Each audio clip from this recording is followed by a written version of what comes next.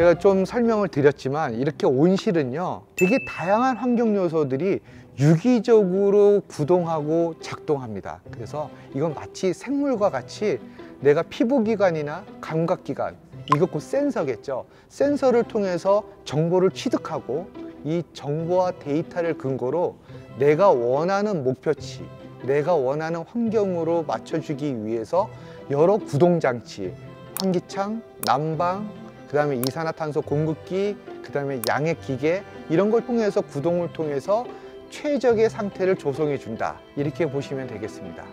그래서 지금까지 말씀드린 것들, 환기창이나 난방기, 이산화탄소 이런 것들을 유기적으로 생물과 같이 구동시키는 모든 제어 시스템이 뭐냐? 복합 환경 제어 시스템이라고 합니다. 이 시스템은 네덜란드 프리바라든지 호겐도론이라든지 호티막스라든지 대부분의 최상위 기술을 보유하고 있는 기업들은요 대부분 네덜란드, 국내 제품도 우수한 제품들이 많이 있습니다. 근데 아직까지는 네덜란드의 50년 가까이 된 노하우와 기술을 조금 못 미친다라는 것이 중론이기는 하지만 최근 들어서 우리 국내 기업도 열심히 좋은 제품들을 많이 생산해내고 있습니다. 그래서 이런 복합 환경 제어 시스템을 잘 운용하는 것이 스마트팜 운영의 성패를 가른다, 이렇게 말씀드릴 수 있겠습니다. 스마트팜 구조와 그 다음에 센서, 구동 원리에 대해서 좀 살펴봤는데요. 그러면 이런 것들을 구동하기 위해서 센서가 작동하고 센서가 측정하는 요소에 대해서 한번 좀 설명을 드려볼게요.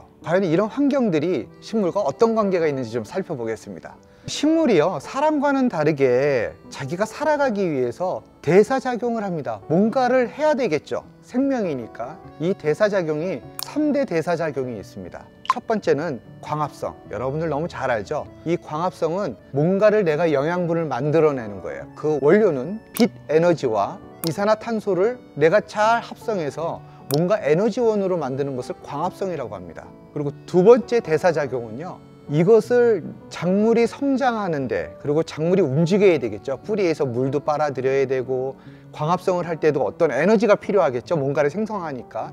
이런 에너지를 쓰는데, 내가 살아가는 데 필요한 에너지를 쓰는 활동을 바로 호흡이라고 합니다. 그래서 이것은 광합성을 통해서 만들어낸 동화산물을 사용하는 대사작용이 호흡입니다. 그리고 이런 동화산물을 이동시키고 그 다음에 호흡을 하고 내가 살아가는데 에너지를 쓰다 보면 어떻습니까? 열이 발생하죠. 모든 에너지는요 사용할 때 열이 발생합니다. 그래서 사람도 어떻습니까? 운동을 많이 하게 되면은 열이 나죠. 그 열을 식히기 위해서 사람은 어떻습니까?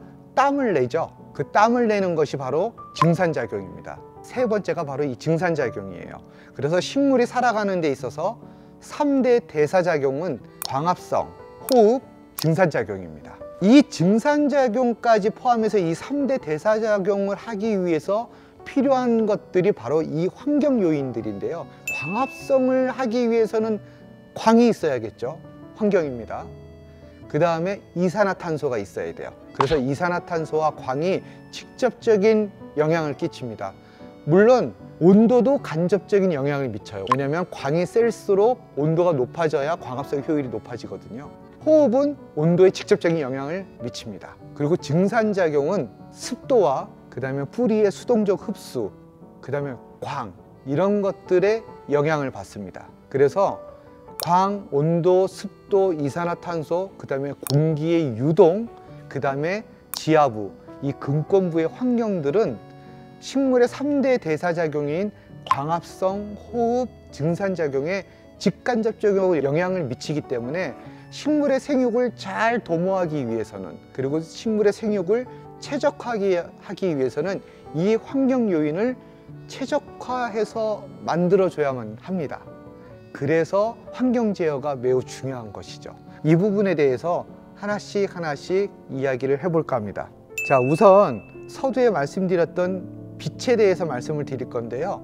이 빛은 아까도 말씀드렸듯이 태양광은 30나노미터에서 3000나노미터까지입니다. 그런데 사람이 눈으로 볼 수 있는 가시광선이나 광합성에 활용하는 광합성 유효광이라고 합니다. 그것을 PAR, 파라고 하거든요. 이 파장도 400에서 750 정도, 가시광선과 동일합니다. 이 광만이 광합성에 활용을 하고 있어요. 그래서 우리가 직접 측정하는 태양광의 파장 범위인 30에서 3000까지 중에서 광합성에 사용하는 거는 400나노미터에서 750나노미터까지만 밖에 사용하지 않습니다. 그래서 전체 태양 에너지의 약 45% 정도만이 광합성에 사용된다, 이렇게 보시면 되겠습니다. 광합성에 적극적으로 활용되는 파장대와 사람이 눈이 감응하는 감응도가 높은 파장대하고는 좀 틀립니다. 그것은 꼭 기억해 주시기 바랍니다. 그래서 식물은 사람 눈과는 틀리게 적색광, 즉 700나노미터 어간, 그 다음에 청색광 400나노미터 어간, 이 두 개를 중점적으로 광합성에 활용을 합니다. 그래서 이런 광합성의 효율을 높이기 위해서 인공광을 쓰는 수직 농장에서는요, 여러분들 보셨겠지만 대부분 빨간색하고 파란색 광만 보일 거예요. 그래서 좀 인간의 눈으로 볼 때는 좀 정육점 분위기도 나고 그렇죠. 이것은 뭐냐면 같은 와트라 하더라도 광합성 효율을 높이기 위해서 적색광 파장과 청색광 파장을 따로 떼내서 인공광원으로 조사하기 때문에 그렇습니다. 그리고 또 이제 온도에 대해서 좀 말씀을 드릴게요. 온도가 작물의 생육에 어떤 영향을 미치느냐 말씀을 드리면, 온도는 광합성 효율에 영향을 미치기도 합니다. 그래서 간혹 가다가 제가 농가 스마트팜 또는 그 온실 현장 컨설팅을 나가서 농가들과 대화를 하다 보면 가끔 가다가 이런 질문들을 하세요. 선생님, 토마토를 재배하는데 최적의 온도는 몇 도입니까? 이런 질문들을 간혹 듣습니다. 근데 이런 질문은 반은 맞고 좀 반은 틀린 것 같아요. 왜냐하면 뭔가가 하나가 빠져 있습니다. 다른 요인이요. 그러니까 최적의 온도를 도출하기 위해서는 작물이 얼마나 많은 광합성 효율이 높으냐, 이것이 목표잖아요. 그렇기 때문에 광환경이 되게 중요한 거죠. 그러니까 예를 들면 광환경이 좋은 맑은 날에는요, 최적의 온도는 좀 높아질 거예요. 근데 흐린 날이 된다? 그래서 광이 부족하다 그러면 온도를 좀 낮춰줘야 돼요. 왜냐하면 광이 많아서 광합성을 통해서 동화산물을 많이 생산하면요, 호흡이 많아도 상관없어요. 다 내가 생육에 필요한 에너지로 쓸 거기 때문에 호흡을 많이 시키기 위해서는 온도가 높아야 되거든요. 온도 높아도 상관이 없어요. 근데 흐린 날이거나 광이 부족할 때에는 광합성을 통해서 만들어내는 에너지가 별로 없는데 온도만 높아서 사용하는 양이 더 많아지면 결국은 수확량이 작아지겠죠. 그래서 광합성이 작아지는 때에는 온도도 낮춰줘야 돼요. 결론 말씀드릴게요. 최적의 온도는 광량에 따라서 높을 수도 있고 낮을 수도 있습니다. 그것을 조정하는 게 바로 환경 제어예요. 또 하나, 온도에 영향을 미치는 게 또 하나 있죠. 바로 이산화탄소입니다. 이산화탄소의 농도를 많이 높여줄 때에는 광량이 많을 때예요. 왜?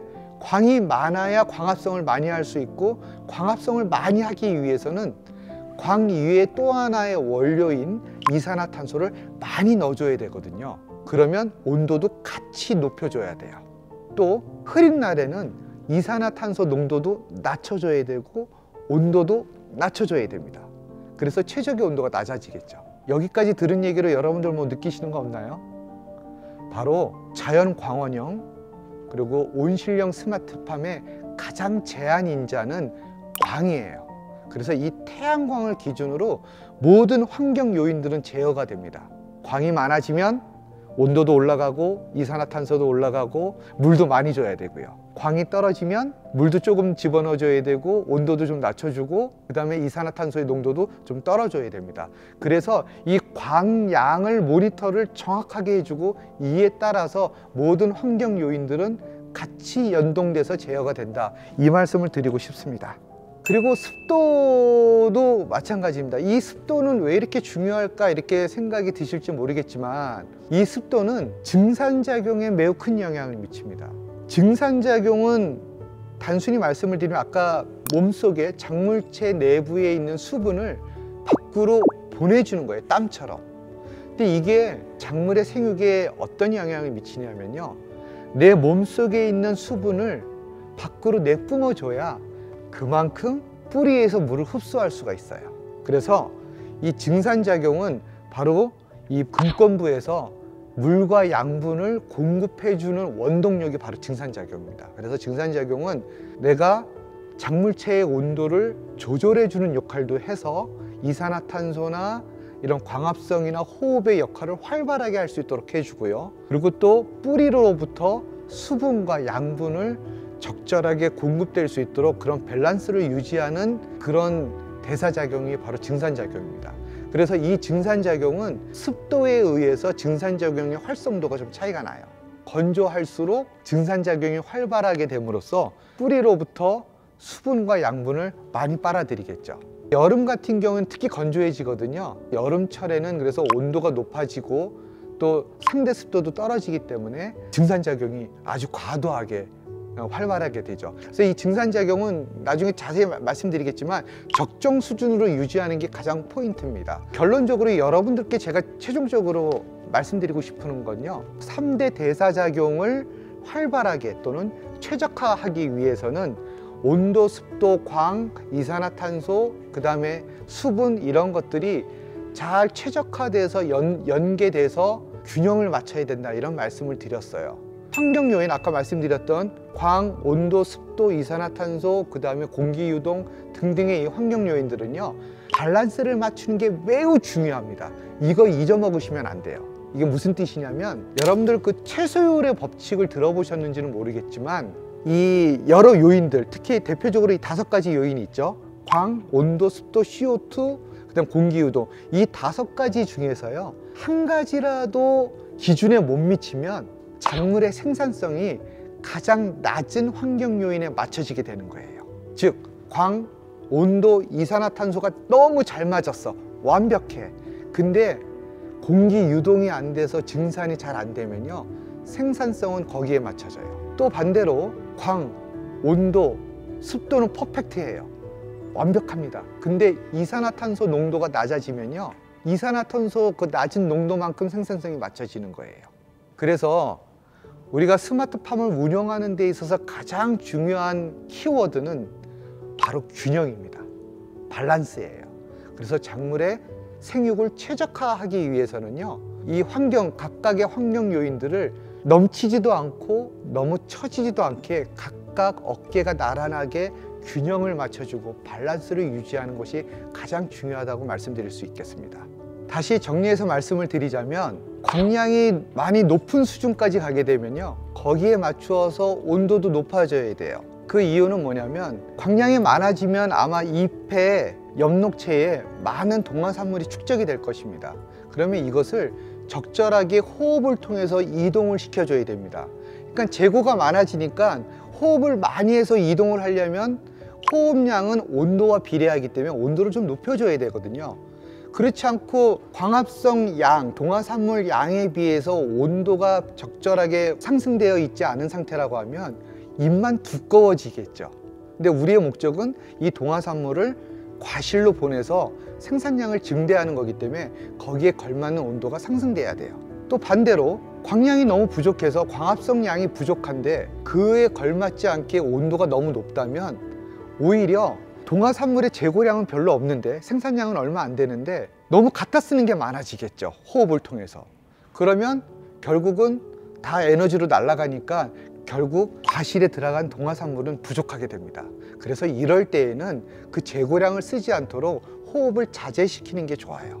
그래서 광량에 따라서 얼마만큼 온도를 올려줘야 될지, 그리고 부족할 때에는, 흐린 날에는 얼마나 온도를 낮춰줘야 될지에 대한 것들은 모든 것들은 복합 환경 제어에서 나오는 데이터를 근거로 재배자들이, 운영자들이 판단을 해야 되는 몫입니다.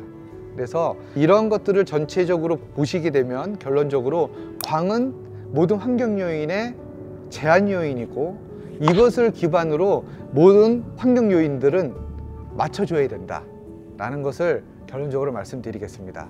여러분께 대략적인 스마트팜에 대한 개론을 말씀드린 걸 마치도록 하고요, 다음 편에는 각 환경 요인에 대해서 구체적으로 좀 더 깊이 있게 운용 원리까지 설명을 드리는 시간을 갖도록 하겠습니다.